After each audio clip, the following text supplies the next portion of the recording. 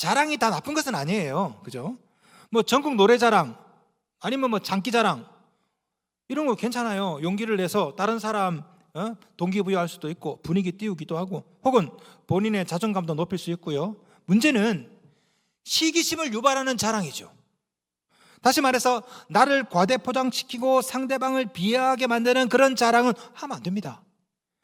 그래서 오늘 본문은 사랑을 이렇게 정의합니다. 13장 4절 말씀. 사랑은 자랑하지 아니하며. 다시 말해서 자랑이 온전한 사랑을 이루는데 걸림돌이 된다는 거죠. 자, 그렇다면 왜 자랑이 사랑을 방해할까? 왜 사랑은 자랑하면 안 되는 걸까요? 왜 그럴까요? 오늘 몇 가지만 말씀드리겠습니다. 첫째, 자랑은 존재가 아니라 소유를 사랑하는 것이기 때문에 그렇습니다. 자, 잘 들어보세요. 다시 한번 머리를 잘 쓰셔야 돼요. 자랑은 존재가 아니라 뭘 좋아한다고요? 소유를 좋아하는 거예요. 소유를 사랑하는 거라고. 여러분, 사랑과 시기, 자랑 차이점 아십니까? 여러분, 사랑은 존재에 대한 마음이죠. 나는 당신을 사랑해. I love you. 너를 사랑하는 거야. 시기나 자랑은 뭡니까? 소유에 대한 사랑이에요. 다시 말해서 시기는 상대방이 가지고 있는 것을 시기하는 마음이고, 자랑은 내가 가지고 있는 것을 자랑하는 마음이죠. 예를 하나 들어보겠습니다. 비싼 핸드백을 하나 샀어요. 1,000만 원짜리 딱 샀어. 핸드백이 너무 마음에 들어. 이게 그냥 그러면 어떡합니까? 입이 근질근질하죠. 자랑하고 싶어가지고 핸드백을 막 자랑합니다. 이게 뭐 어느 상표고 이게 값이 얼마짜리고 한국에 한정판이 됐고 막 자랑합니다. 자, 그게 갖고 싶어요. 나도. 그러면 어떤 마음이 들어요? 시기하는 마음이 들죠. 자랑과 시기 둘 다 뭡니까? 사람이 아니에요. 존재가 아니라고. 소유에 대해서, 여기에 대한 마음이죠. 내가 가지고 있는 것을 자랑하고 싶고 내가 갖지 못한 것을 갖고 싶고, 이게 바로 자랑과 시기거든요. 만약에 여러분이 그 소유에 대한 관심이 없으면 시기도 안 생깁니다. 자랑도 안 생겨요. 저희 아버지는 수석을 좋아하세요. 수석. 분재를 좋아하십니다. 부산에 내려가면요 얼마나 자랑하는지 몰라요. 윤태야 이리 와봐라. 이게 이 돌멩이가 말이야, 이게 멋있지 않냐 이거. 분재 보면서 야, 이 분재 봐라, 이 멋있지 않냐. 저는 전혀 관심이 없어요. 아버지. 그 돌멩이가 나는 하나도 부럽지도 않아. 그냥 시기심이 안 생겨. 나는 돌은 돌이요, 물은 물이고 돌은 돌이야. 돌에 대한 분재 관심이 없어. 분재만 쓰면요 그냥 모기만 끓고 별로 안 좋아. 그러니까 아무리 자랑해도 시기심이 안 생겨. 자, 보세요. 여러분이 핸드백에 대한 관심이 없어. 저는 그렇거든요. 저는 핸드백에 대한 관심이 전혀 없습니다. 여러분이 핸드백을 갖고 왔든 아니면 연장 가방을 들고 왔든 아니면 비닐봉지를 들고 오든 전혀 관심 없어요. 전혀 관심 없습니다. 그러니까 내 마음에는 시기심이 안 생겨. 그러니까 여러분이 누군가를 볼 때 시기심이 생긴다. 아우 발맛이야. 아우, 그 말은 무슨 말이에요? 그 사람이 갖고 있는 것, 내가 갖지 못한 것, 여기에 대한 마음이, 사랑이 있기 때문에 생기는 거죠. 결국 진정한 사랑은요 소유가 아니라 대상과 존재에 대한 마음입니다. 그런데 시기나 자랑은 다 뭡니까? 존재가 아니에요. 소유에 대한 마음이죠. 여러분, 오늘 말씀을 가만히 보세요. 사랑은 오래 참고 사랑은 온유하며 다 뭡니까? 존재에 대한 겁니다. 너에 대해서 오래 참고 너에 대해서 온유하고. 그런데 시기, 자랑, 교만 다 뭐예요? 소유에 대한 거죠. 네가 가진 것을 나도 갖고 싶고 내가 가진 것을 자랑하고 싶고, 이게 다 뭡니까? 소유에 대한 거라고. 이 세상의 모든 부모님은 자식이 자랑을 하든 말든 거기에 대해서 시기하지 않습니다. 자식을 그냥 사랑해요. 왜? 자식이 가지고 있는 것에 대한 사랑이 없어. 그냥 나는 자식이 좋아. 얘가 자랑을 하든 말든 시기심이 안 생겨요. 여러분, 미움이 왜 생길까요? 갈등이 왜 생길까요? 사실은 사랑의 대상이 사람에서 사물로 바뀌었기 때문에, 다시 말하면 존재에서 소유로 바뀌었기 때문에 그래서 미움이 생기는 거예요. 자, 이 문제를 심각하게 비판한 철학자가 있죠. 심리학자, 정신분석학자. 누굴까요? 맞추면 제가 커피를 한번 사겠습니다. 에리 프롬. 이 에리 프롬이라는 사람, 이 사람은 이제 유명한 사회 심리학자이기도 하고 전신분석학자이기도 하고 철학자이기도 합니다. 자, 이 사람이 썼던 책 중에 유명한 책이 뭡니까? 1976년도에 나온 책. 소유냐 존재냐. To have or to be라는 책. 자, 올해의 이번 달에 필독서입니다. 한번 읽어보세요. 소유냐 존재냐. 어렵지 않아요. 책이 상당히 쉽게 쓰였습니다. 그래서 여러분 뭐 두껍지 않기 때문에 금방 읽을 수 있습니다. 제가 이 책을 소개해드릴게요. 요약해서 드릴게요. 자, 여러분 책을 읽을 필요가 없어. 이 설교를 잘 들으면 이 책 한 권을 다 읽을 수 있습니다. 자, 에리 프롬은요, 사람이 세상을 살아가는데 두 가지 방식이 있대요. 하나는 소유 모드, having 모드, 소유 모드로 살아가는 방식이 있고, 또 하나는 뭐냐, 존재 모드, being 모드로 살아가는 방식이 있대. 다시 한번 뭐라고요? 소유 모드, 존재 모드. 자, 오늘 이 얘기 들으면 책 한 권 다 읽는 겁니다. 소유 모드, 존재 모드. 에리 프롬은요, 이 사회가 자본주의가 막 발달하다 보니까 사람의 생활 라이프가 어떻게 바뀌었냐? 소유 모드로 바뀌었대. 소유 모드로. 다시 말하면 이 소유 모드는 내가 가진 것이 곧 내 존재로 인식하는 거죠. 쉽게 말해서 어떤 자동차를 갖고 있어. 그리고 내가 몇 평 아파트를 갖고 있어. 내가 어떤 핸드백을 메고 있어. 내가 옷 메이커가 뭐야. 이게 곧 나라는 거죠. 이게 바로 소유 모드로 사는 거예요. 문제는 이 소유 모드로 살아가다가 소유가 사라지면 그때부터 불행이 시작되는 거죠. 지평수가 줄어들어. 돈이 줄어들어. 옷 메이커 비싼 거 못 사. 이러면 너무너무 불행한 거야. 왜? 소유 모드로 살아가기 때문에. 에리 프롬은요, 자본주의가 발달하면서 인류가 계속 소유 모드로 살아가는데, 이 사람은 인간의 언어를 연구했어요. 언어를. 영어 보시면요, have라는 동사가 아주 발달했대. 나 머리 아파요. 두통 있어요. 이거 영어로 뭐라 말합니까? I have a headache라고 그래요. headache를 I have 가지고 있다는 거예요. 여러분 영어에 보시면요, have라는 동사가 굉장히 많이 나옵니다. 아니, 두통이 있는 건데 두통을 가지고 있대. 에리 프롬은 이것이 소유 모드로 살아왔기 때문에 언어가 변했다고 이렇게 얘기하는 겁니다. 그러니까 인류가 그래 왔어요. 소유 모드로. 그런데 이거 말고 존재 모드로 살아가는 사람이 있어요. 내 소유와 상관없이 그냥 내 존재 자체, 여기 의미를 두는 거죠. 자, 소유 모드로 살아가면 경계선이 있답니다. 경계선. 나의 경계선, 너의 경계선. 그리고 그 경계선이 부딪히죠. 그래서 나는 경계선을 더 확장하고 싶어. 상대방을 끌어와야 돼. 그러다 보니까 뭐가 생겨요? 미움이 생기고 갈등이 생기고 분쟁이 생기고. 자, 반대로 존재 모드로 살아가는 사람은 경계선이 열려 있답니다. 나의 경계, 상대방의 경계가 확정되어 있지 않아요. 그러니까 남의 경계를 나의 경계로 끌어들일 필요가 없는 거죠. 그래서 존재 모드로 살아가면 진심으로 사랑을 할 수 있대요. 내 말이 아니에요. 성경 말씀이 아니야. 에리 프롬 철학자 말씀이에요. 그런데 오늘 본문에 나오는 이 사랑과 자랑의 차이점이 바로 여기에 있네. 자, 오늘 말씀 보다가 에리 프롬이 딱 생각났다니까요. 여러분, 사랑은 존재 모드로 살아갈 때 이룰 수 있습니다. 상대방에 대해서 오래 참고 상대방에 대해서 온유하고 다 뭡니까? 이게 존재 모드예요. 그런데 시기나 자랑은 뭡니까? 이거 다 존재 모드의 양식입니다. 상대방이 가진 것을 시기하고 내가 가진 것을 자랑하고 다 뭡니까? 이 소유에 관한 거라고. 소유에 관한 거. 여러분, 상대의 소유를 시기하지 마십시오. 여러분의 소유를 자랑하지 마십시오. 우리가 해야 될 일은 자랑이 아니라 뭐다고요? 사랑이라고. 우리가 집중할 것은 내가 가진 것, 내가 갖지 못한 것, 이 소유가 아닙니다. 그게 뭐라고요? 그 자동차가 뭐라고? 아니, 그 집 사이즈가 뭐 50평이든 100평이든 그게 뭐라고요? 예? 아무것도 아니라고.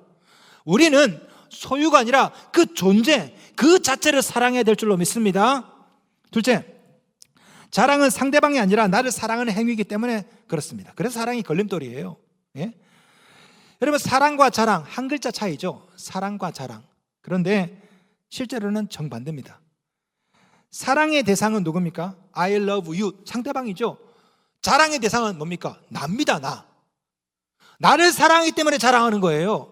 사랑은 상대방을 사랑해야 할 수 있는 거죠. 그래서 자랑이 걸림돌이에요. 왜? 자랑은 상대방이 아니라 나를 사랑하는 행위이기 때문에. 자, 오늘 본문에 나오는 고린도 교인들이 그랬습니다. 고린도 교회 교인들은요, 은사가 많았어요. 서로 자랑했어. 방언이 최고다, 예언이 최고다, 뭐 병나는 은사가 최고다. 이 사람들이 예배를 드리는데요, 예배 시간이 시끄러워졌어요. 한쪽에서는 막 예언을 해, 한쪽에서는 통변을 해, 한쪽에서는 하나님의 말씀을 크게 읽어. 그래서 고린도 교회가 시끄러워졌어요. 왜? 서로 자기 은사를 막 자랑하니까. 사도 바울이 그래서 고린도전서를 쓴 거예요. 뭐라 말하느냐? 야, 니네들 문제는 은사가 부족한 게 아니야. 니네들은 사랑이 없는 게 문제야. 그러면서 이렇게 말하는 거죠. 13장 4절 말씀. 사랑은 자랑하지 아니하며. 여러분, 이런 일이 오늘날 교회에서, 직장에서, 친구 사이에, 형제 사이에 얼마나 많습니까? 상대방을 진심으로 사랑하면요, 내 자랑할 수가 없어요. 상대방을 진심으로 사랑하면. 그런데 상대방이 아니라 나를 사랑해. 그러니까 상대에 대한 배려가 없어요. 내 말이 상처를 주는지도 모르면서 막 자랑을 해. 예를 들어서 이 양반이 2학기 때 자녀 등록금이 없어. 등록금을 어디서 빌려야 되는데 등록금이 없는데, 상대방에 대한 사랑 없으면 전혀 배려하지 않고 뭐라 말하냐. 어머, 이번 여름에 제가 유럽 여행 15박 며칠로 갔다 왔잖아. 이거 우리 남편이 사준 거다. 이러면서 막 상대방에 대한 배려가 전혀 없어요. 지금 상대방은요, 지금 다음 학기 자식 등록금 때문에 고민하는데 여기에 대한 배려가 전혀 없이 막 얘기합니다. 뭘 샀고 어디 갔고 뭘 먹었고. 이게 얼마나 상처를 줍니까? 자랑은 상대방이 아니라 나를 사랑하는 거예요. 그리고 상대방에 대해서 무례하죠. 물론 아이고 목사님, 저는 자랑할 의도가 없었는데요. 그럼에도 불구하고 자랑처럼 비춰질 수가 있죠. 그렇지 않습니까? 나는 자랑을 의도로 말한 게 아니야. 그냥 내 삶을 얘기했을 뿐이야. 아이고 우리 남편이 오늘 저녁에도 또 꽃다발 사왔네. 그냥 이거 사실을 말했을 뿐이라고. 나는 아무런 의도가 없어. 자랑하려고 한 게 아니야. 지겨워 죽겠어 무슨 꽃이. 그런데 은연중에 의도가 없었지만 이것이 자랑으로 비춰질 수 있고 상처를 줄 수 있지 않습니까? 사랑은 상대방을 사랑하는 거죠. 상대방을 사랑한다면 조금 더 마음을 열어서 조금 더 배려합니다. 내가 이해가 안 되더라도 뭔가 있겠지. 사랑의 관심은 상대방이거든요. 자랑은요, 관심이 납니다. 내가 하고 싶은 거 말하고 내가 생각대로 말하고, 여기에 대해서 상처받으면 그건 네 잘못이야. 나는 아무런 의도가 없어. 자랑의 근본적인 그 안에 속성은 뭡니까? 나를 사랑하는 거라고. 자기애. 사랑은 그렇지 않거든요. 사랑은요, 상대방에 대한 사랑, 상대방에 대한 관심. 그러니까 사랑은 상대방을 좀 더 배려합니다. 이해를 못하는 게 아니야. 그럴 수도 있겠다. 아프면 아픈가 보다. 힘들면 힘든가 보다. 13장 4절 5절 말씀 볼까요? 사랑은 자랑하지 아니하며 교만하지 아니하며 무례히 행하지 아니하며. 사랑하면 자랑하지 않습니다. 무례히 말할 수가 없어요. 왜? 사랑은 상대방이 초점이에요. 내가 생각하는 방식, 논리적인 내 생각이 아니에요. 이게 중요한 게 아니라고. 상대방이 어떻게 받아들이냐, 이것까지 카운트하거든요. 그러다 보니까 상대방 입장으로 생각하고 상대방 입장으로 말하는 거죠. 이게 사랑이죠. 성도 여러분, 그래서 자랑하지 마시고 사랑하셔야 됩니다. 다시 말해서 자신을 사랑하지 말고 상대방을 사랑하셔야 돼요. 만약에 사랑하지 못하고 자랑하면, 계속 자랑하고 다니면, 자기 자신만 사랑하면 어떤 일이 생기는 줄 아십니까? 자랑은 시기심을 불러일으켜요. 그 시기심이 미움을 가져오고 분쟁을 가져오고 다툼을 가져오고 결국 모든 사람을 다 불행하게 만들어. 성경은 이렇게 말합니다. 시편 97편 7절 말씀. 허무한 것으로 자랑한 자는 다 수치를 당할 것이라. 자랑하는 자는 그것 때문에 수치를 당한대요. 잠언 27장 1절. 너는 내일 일을 자랑하지 말라. 하루 동안에 무슨 일이 일어날는지 내가 알 수 없음이니라. 저는 목회하면서 그런 거 많이 봤습니다. 남편 자랑을 해. 꼭 보면 5년, 6년 이내에 그 남편 때문에 속 썩인 일이 생겨. 자식 자랑해. 그럼 희한하죠. 그 자식이 나중에 속 썩여 보면 물질 자랑을 하고 취미를 자랑하고, 희한하죠. 그게 걸림돌이 되어서 그 사람을 부끄럽게 만드는 일이 많더라고. 허무한 것으로 자랑한 자는 다 수치를 당할 것이라. 여러분의 자랑이 여러분을 부끄럽게 만다니까요. 한 번은 TV에 진기명기라는 프로그램이 있었습니다. 여러분 아시죠? 옛날 프로그램. 한 20년 전입니까? 갖고 와서 이거 진짜냐 가짜냐 뭐 이렇게 판정을 하고, 또 감정가 얼마 매기는 거. 어떤 분이 갑오를 들고 나왔어요. 갑오. 이거 우리 집안의 갑오입니다. 판정해 주십시오. 봤더니 진품이야. 이거 진품입니다. 야, 이제 돈방석이 한게 되었구나. 그런데 그거는 노비문서입니다. 진품인데 노비문서래. 그래서 망신을 당했던 일이 사건이 있었죠. 그죠? 여러분 검색하면 나옵니다. 그죠? 자랑은 자신도 불행하게 만들지만 남도 불행하게 만들어요. 자랑하는 것이 나에게 수치를 가져다 주거든. 자랑하게 되면 자신감, 우월감을 가지게 되고요, 상대방에게는 시기심을 불러일으키고요, 그래서 결국은 이 자랑이 관계를 망가뜨려 버립니다. 자, 가만히 보니까요, 모든 미움과 분쟁의 거슬러 올라가다 보면 최초의 원인 중에 자랑이 있는 경우가 종종 있어요. 와가지고 뭘 하나 자랑했어. 이 자랑이 시기심을 불러일으켜. 지가 잘하면 얼마나 잘났다고. 그러다 보면 편견이 생기고 그것이 관계를 망가뜨리게 만들고 나중에 대판 싸우고. 성경은 이런 말씀이 있습니다. 고린도전서 5장 6절, 너희가 자랑하는 것이 옳지 아니하도다. 적은 누룩이 온 덩어리에 퍼지는 것을 알지 못하느냐 돼 있죠. 자랑을 누룩에 비교했어요. 비유, 자랑. 적은 누룩이 온 덩어리에 퍼지는 것처럼 조그만 자랑 한마디가 관계를 다 망가뜨리거든요. 그래서 하나님은 자랑하는 자를 미워하신답니다. 로마서 1장 30절, 하나님께서 미워하시는 자요, 능욕하는 자요, 교만한 자요, 자랑하는 자요. 자, 그렇다면 어떻게 해야 자랑의 유혹에서부터 좀 벗어날 수 있을까요? 어떻게 해야? 자, 여러분 중에 혹시 자기 말하기 좋아하고 막 자랑하기 좋아하는 사람 있죠? 잘 들어보세요. 어떻게 해야 자랑을 극복할 수 있을까요? 두 가지만 말씀드리겠습니다. 첫째, 주님 안에 있어야 돼요. 주님 안에. 주님 안에 있으면 있을수록 우리는 자랑할 것이 없어요. 자랑하기 좋아하는 사람, 자기 말하기 좋아하는 사람 보시면요, 주님 밖에 있는 경우가 많아요. 주님 안에 있으면 나의 자금을 알게 되어서 나를 내세울 게 없어요. 전 중학생 때 기타를 배웠습니다. 제가 집안에 들어앉아가지고 날마다 책만 보고 이러니까 저희 아버지가 저놈 자식 커서 뭐가 될까 싶어서 제 귀를 잡고 와가지고 기타 학원에 등록을 시켰어요. 2개월 딱 등록을 이제 시켰는데 제가 기타가 재밌더라고요. 그래서 보름 만에 아르페지오 스트로크를 다 뗐어요. 그래서 기타 선생님이 이렇게 빨리 악기를 배우는 사람 처음 봤다고 그러더라고. 그때부터 제가 난 악기에 소질이 있구나 그 생각했어요. 제가 한 달 만에 끝나니까 기타 사고 선생님이 더 이상 가르칠 게 없대. 그래서 한 달만 하고 끝났어요. 자, 중학교 때, 중2 때 제가 기타를 배우고 난 다음에 고등학교 올라갔습니다. 자랑하고 싶은 거야. 그냥 입이 그냥 기타를 안 봐. 그냥 머리는 빡빡 깎았지만 머리 이렇게 하면서 막 하여튼 자랑하고 싶은 거야. 기타를 그냥. 근데 고등학교 올라가니까 고등학교 1학년 때 제 친구가 또 기타를 치는 친구를 만났네, 얘가. 그래서 기타 잘 치냐? 그래. 그래서 이 친구가 이제 학교에다가 기타를 가지고 온 거예요, 하루는. 제가 그래서 정말 피나게 연습했습니다. 스모크 온 더 워터, 스테이웨이 투 헤븐, 막 이렇게 하이웨이 스타 막 연습하면서 그 친구 앞에서 내가 한번 치야 되겠다. 갈고 닦고 드디어 그 친구가 갖고 왔어, 기타를. 자율학습 시간이야. 이제 딱 제가 치기 전에 네가 한번 쳐봐라 했는데 이 친구가 바로 내 눈앞에서 호텔 캘리포니아를 치는 거예요. 나 그거 못 치거든. 우와 깜짝 놀랐습니다. 그 다음에 오늘 잘 안 되네 이러더니 그 다음 곡이 뭐냐면 그 잉이 맘스라는 기타리스트가 있습니다. 그 노래 그 곡 중에 Far Beyond the Sun이라는 곡이 있는데 그 앞부분 치기가 굉장히 어려워요. 근데 앞부분을 막 치는 거야, 막 이렇게. 그 다음에 내 차례가 됐는데 갑자기 제가 겸손하게 됐습니다. 다정한 연인이 손에 손을 잡고 제가 3년 되도록 기타 친다 소리를 못했어요.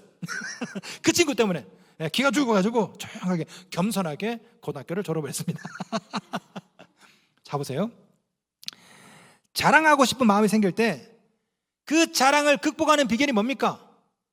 대가 앞에 서는 겁니다. 대가 앞에서. 그럼 자랑할 수가 없죠. 여러분 예능 프로 보세요. 예능 프로 보시면은요, 그렇게 잘 나가는 젊은 가수들 혹은 걸그룹들, 아이돌들 있지만 그 앞에 만약에 나훈아 선생님이 탁 오면 갑자기 모든 사람이 두 손 모으고 겸손해집니다. 선생님 보셨습니까? 대가 앞에 서면 누가 하지 말라고 해도 겸손하게 되거든요. 여러분, 자랑을 극복하는 가장 쉬운 길은 사랑의 대가이신 주님 앞에 서는 겁니다. 우주 만물을 만드신 그 하나님 앞에 서면 내가 얼마나 작은지 알게 되거든요. 그러면 내가 자랑하고 싶은 것이 너무나 보잘것이 없어. 그깟 핸드백이 뭐라고, 그깟 자동차가 뭐라고, 해와 달과 별들을 만드신 하나님 앞에 있으면 내가 가지고 있는 건 내 학위, 내 지식, 이게 뭐라고 도대체. 내가 어디 가본 거? 아이고야, 우리 하나님은 화성을 만드신 분이야. 주님 앞에 서면 내가 얼마나 초라한지를 깨닫거든요. 자랑을 극복하는 가장 쉬운 길은 주님 안에 있는 것입니다. 그러면 내가 얼마나 먼지 같은지 알게 되거든요. 성경은 이렇게 말합니다. 고린도서 10장 17절, 자랑하는 자는 주 안에서 자랑할지니라. 사도 바울이 자랑하는 고린도 교회 교인들한테, 그래 너희들 자랑한다고? 은사, 방언, 예언, 좋아, 주님 앞에서 한번 서봐. 한번 내가 방언을 막 다다다다 하는데 주님 앞에 딱 있으면 그 방언이 뭔 소용이냐고, 그게 무슨 자랑이 되냐고요. 그래서 사도 바울이 얘기한 겁니다. 자랑하고 싶어? 주님 앞에서 해봐. 주님 앞에서. 주님 안에 계셔야 자랑도 시기심도 극복할 수가 있습니다. 하나님의 독생자 예수 그리스도 앞에 있으면 친구가 뭐가 부러워요? 내가 하나님의 자녀인데. 그래서 시기심이 안 생겨요. 부럽지가 않다니까. 왜? 하나님의 자녀인데 주님 안에 있으면. 반대로 하나님 안에 있으면 자랑할 것도 없어. 내가 먼지 같은 자인 것을 깨닫기 때문에 주님 안에 있으면 시기도 자랑도 안 하게 되는 것입니다. 성도 여러분, 주님 안에 계십시오. 자랑과 시기를 극복하게 될 줄로 믿습니다. 둘째, 자랑하려면 하나님을 자랑하는 거죠. 하나님을. 여러분, 자기 자식 자랑하는 분 보세요. 자식 자랑 막 하면 공통점이 있습니다. 자기 자랑은 안 해. 그렇죠? 자식 자랑하기 바쁜데 자기 자랑할 시간이 어디 있습니까? 마찬가지입니다. 우리가 하나님을 자랑하다 보면 나를 드러내고 나를 자랑하는 유혹에서부터 자유로울 수가 있는 것이죠. 사도 바울도 이렇게 말합니다. 갈라디아서 6장 14절, 그러나 내게는 우리 주 예수 그리스도의 십자가 외에 결코 자랑할 것이 없으니. 사도 바울이 자랑할 것이 얼마나 많습니까? 시민권, 아버지 부자잖아요. 아버지가 천막 만드는 일로 돈 많이 벌었어. 사도 바울이 시민권도 있지, 아버지가 부자지, 공부도 많이 했어요. 그런데 사도 바울은요, 십자가 예수만 자랑했어요. 그러니까 자기 자신 자랑할 것이 없는 것이죠. 시편 2편 7절, 어떤 사람은 병거, 어떤 사람은 말을 의지하나 우리는 여호와 우리 하나님의 이름을 자랑하리로다. 세상 사람들은 명품을 자랑합니다. 세상 사람들은 연봉을 자랑해요. 외모를 자랑한다고, 자식을 자랑한다고. 우리는 하나님의 이름을 자랑하는 것입니다. 그러면 자랑의 유혹에서부터 벗어날 수 있는 것이죠. 성도 여러분, 이제부터 자랑하지 마시고 사랑하십시오. 우리가 할 일은 자랑이 아니라 사랑입니다. 혹시 이 자랑할 일이 생겨서 못 참겠거든, 차라리 하나님 앞에 나오십시오. 하나님의 이름을 자랑하십시오. 그러면 시기와 자랑의 유혹에서부터 여러분 자유로워야 될 줄로 믿습니다. 성도 여러분, 가진 것, 가지지 못한 것 너무 집중하지 마세요. 아무것도 아닙니다. 우리가 집중해야 될 것은 사람이죠. 사람, 존재라고, 소유가 아니라고요. 사람이 꽃보다 아름답습니다. 꽃 부러워하지 마세요. 사람이 더 아름다운 겁니다. 주님 안에서 존재의 가치에 눈을 뜨시기를 주님의 이름으로 축원합니다.